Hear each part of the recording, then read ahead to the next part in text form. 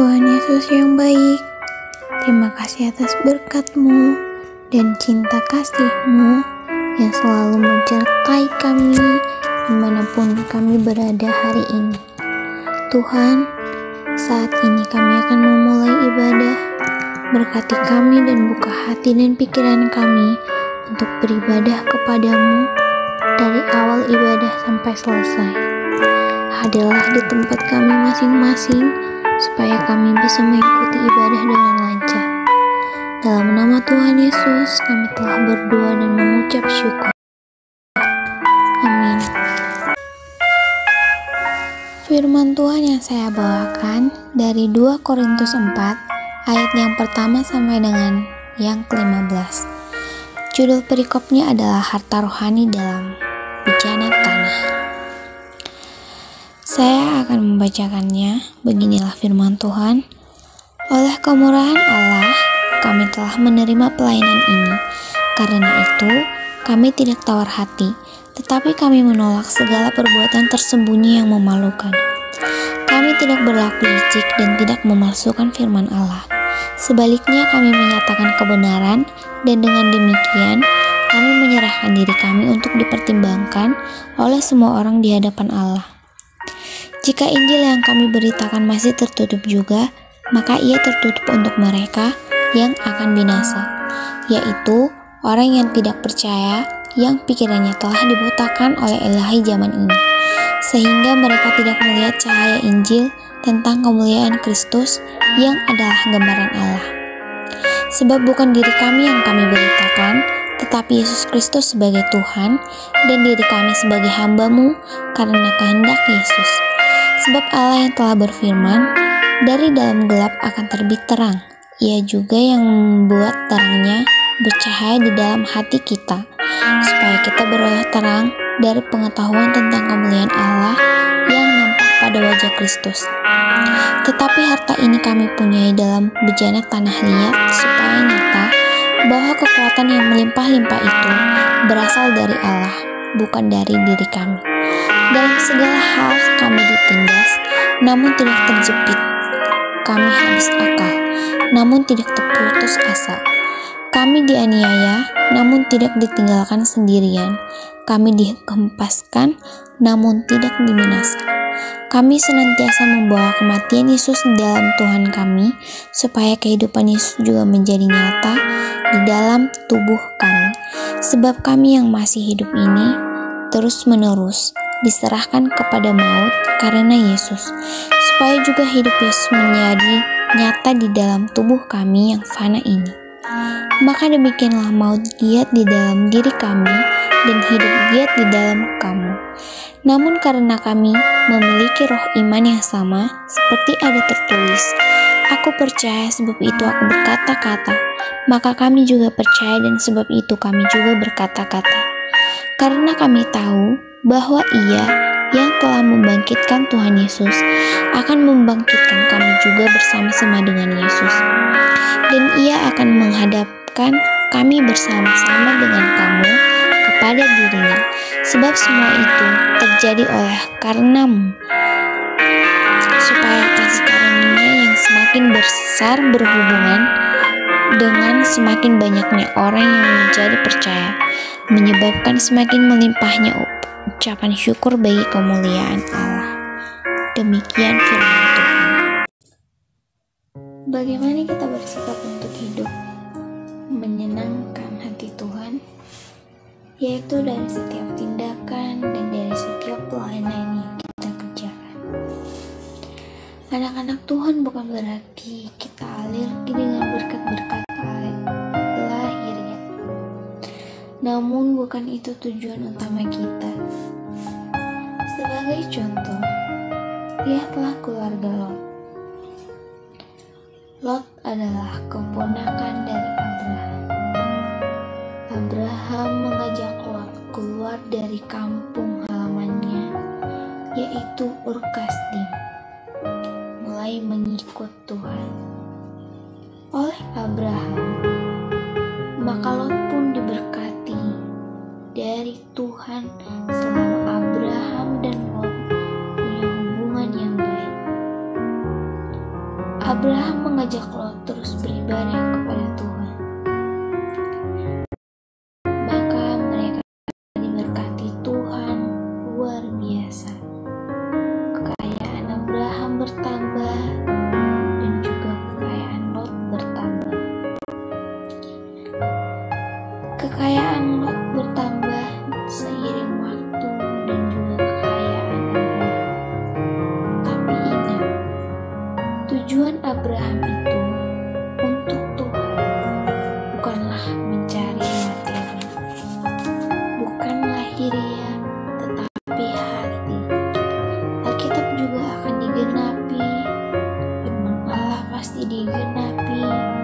Orang yang taat dan setia kepada Tuhan akan diberkati Tuhan.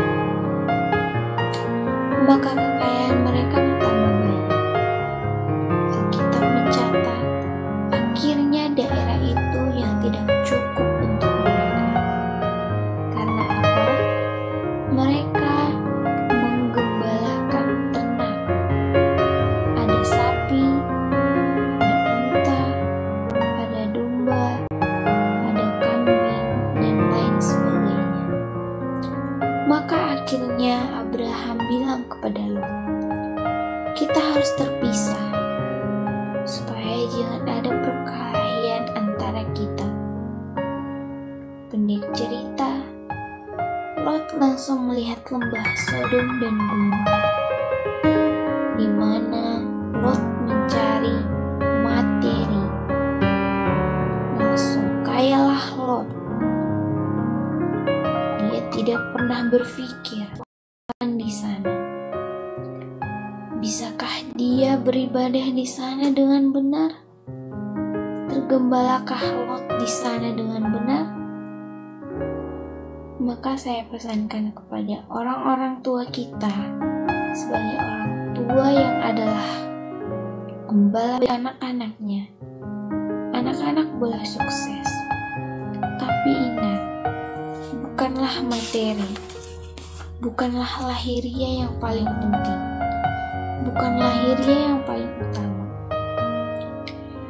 Yesus pernah berkata, apalah artinya kau memiliki semua harta dunia kalau engkau kehilangan nyawamu? Seorang anak sarjana, S2, atau bahkan S3, bahkan mau jadi dokter apalagi profesor, silakan. Tapi ingatkanlah dia, bukan itu tujuan utama kita. Target utama kita adalah perkenanan Tuhan. Kerja di mana saja, bisnis sejauh apa, tapi ingatkan dia, perkenanan Tuhan adalah jauh lebih utama dari semua itu. Artinya, jangan sampai dia meninggalkan ibadah. Jangan sampai dia menghilangkan persekutuan dia dengan Tuhan. Selalulah ingatkan ke gereja untuk beribadah. Bila perlu juga dia tidak sekedar duduk di gereja, tapi mari terus arahkan dia terlibat ke dalam pelayanan di dalam gereja. Melayanikah dia di gereja? Karena apa? Supaya nanti dia dapat upah. Orang yang melayani yang akan mendapat upah daripada Tuhan. Orang yang bekerja yang akan mendapatkan Tuhan, yang mendapatkan anugerah daripada Tuhan. Kembali ke Lot tadi. Karena dia mengejar lahiriah, apa yang terjadi? Hancurlah hidupnya, karena dia memilih tempat yang salah, Sodom dan Gomora, tempat orang-orang jahat. Alkitab mencatat tentang terjadinya perkawinan yang jorok. Seperti itu. Di Sodom dan Gomora, Pesta seks sering terjadi, kadang itu bagian dari daripada hidup mereka. Sampai-sampai akhirnya mereka jatuh dalam dosa perzinahan, termasuk Lot dan kedua putrinya. Mereka terpengaruh, akhirnya hancur semua. Ketika seseorang memandang dan mengejar materi lahiriah, mereka pasti akanlah hancur, karena itu bukan tujuan utama kita. Maka Paulus tidak terlalu pusing dengan itu. Meskipun manusia lahiriah kami boleh merosot, kadang Tuhan izinkan seperti itu untuk membentuk kita, untuk menempa hidup kita menjadi pribadi yang tinggal di dalam Tuhan. Ini yang harus kita pahami baik-baik. Kembali tadi ke Paulus, mengalami contoh yang sangat luar biasa dalam hal ini. Itu sebabnya dia berani menuliskan, meskipun manusia lahiriah semakin merosot, namun manusia batiniah kami dibaharui dari sehari ke sehari. Artinya apa? Paulus justru lebih enjoy. Paulus lebih bahagia, lebih sukacita, lebih berkemenangan dan luar biasa. Tapi ingat, kenapa Tuhan izinkan itu kembali mempa hidup kita? Supaya Tuhan adalah segala-galanya dalam hidup kita. Lahiriah itu bonus dari Tuhan. Bagi Abraham, setelah Tuhan panggil dia ikut, dia menjadikan Tuhan itu tujuan utama dalam hidupnya, segala-galanya. Mungkin dulu seandainya ada lagu seperti ini, maka dia sehari-hari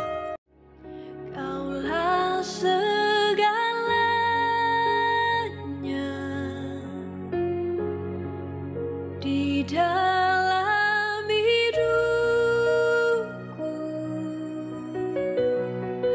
kerajaanmu, kebenaranmu, itu bagianku.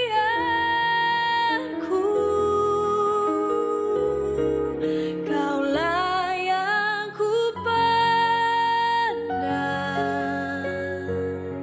selama hidupku,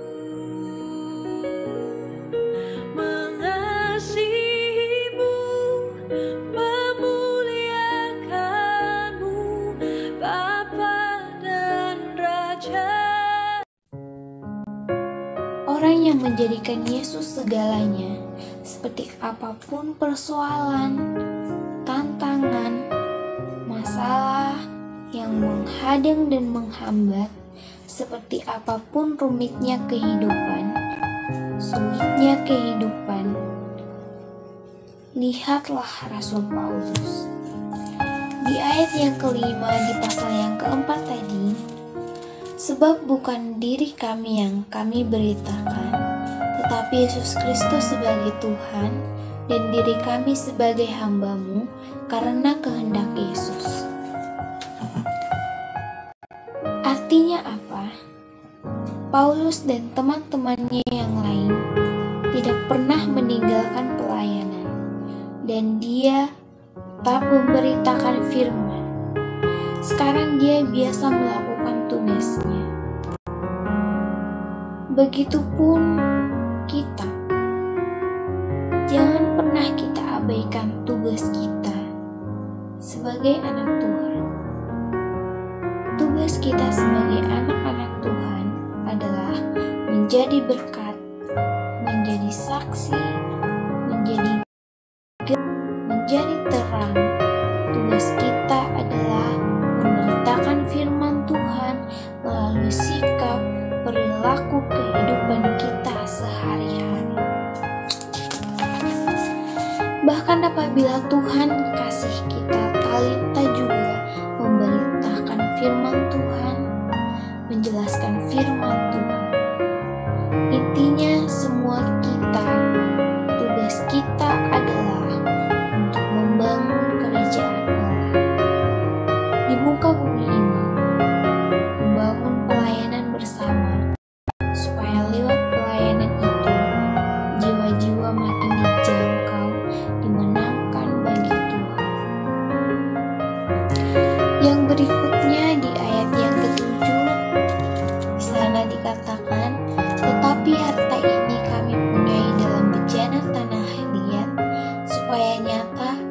bahwa kekuatan yang melimpah-limpah itu berasal dari Allah, bukan dari diri kami. Kekuatan ini bukan dari kita, tapi melainkan dari Allah. Artinya, setiap hari kita bisa mendambakan kekuatan Allah. Setiap hari Allah mencatat dalam kitab Yesaya, orang yang menanti-nantikan Tuhan akan seumpama burung rajawali. Dia akan mendapatkan kekuatan untuk terus mengepakkan sayapnya. Ada kekuatan baru yang Tuhan beri bagi kita setiap hari. Tatkala kita dapat mengangkat tangan kita kepada Tuhan, kalau kita dapat memanggil nama Tuhan, ada kekuatan baru. Jadi semua kita, bukan kuat kita mendapatkan semuanya itu, tapi kekuatan yang dari Tuhan oleh kuasa Roh-Nya, oleh kuasa firman-Nya yang menguatkan kita setiap hari. Dan yang terakhir adalah ayat yang ke-15 tadi. Sebab semuanya itu terjadi oleh karena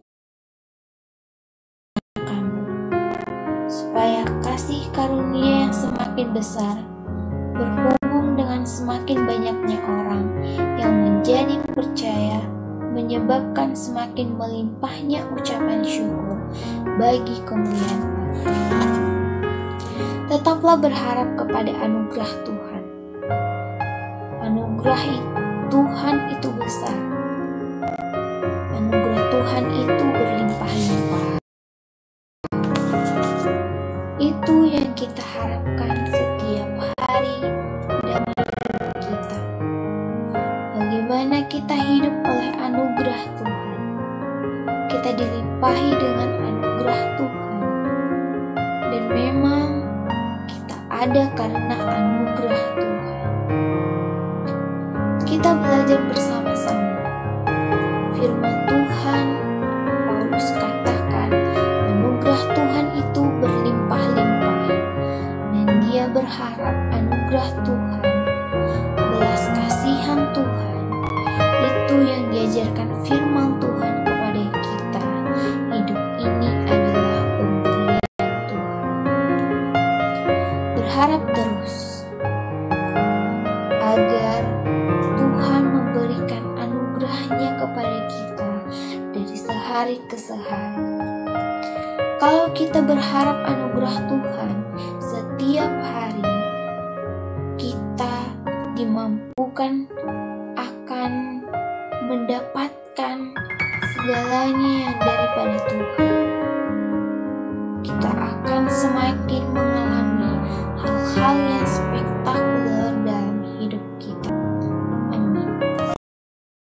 Saat ku tak melihat jalanmu, saat ku tak mengerti rencanamu, namun tetap ku pegang janjimu. Pengharapanku hanya padamu. Hatiku percaya,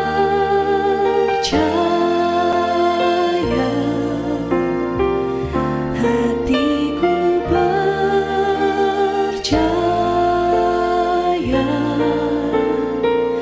hatiku percaya,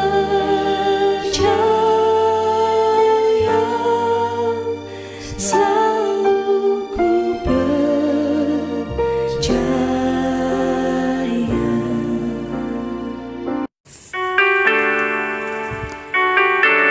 Tuhan Yesus, kami telah mendengar sebagian daripada firman-Mu. Biarlah firman-Mu ini dapat tertanam di setiap hati kami dan menjadi pertolongan dalam kami menjalankan kehidupan kami. Berkati terus kami Tuhan, supaya kami tetap selalu haus dan lapar akan firman-Mu. Terima kasih Tuhan buat firman-Mu hari ini.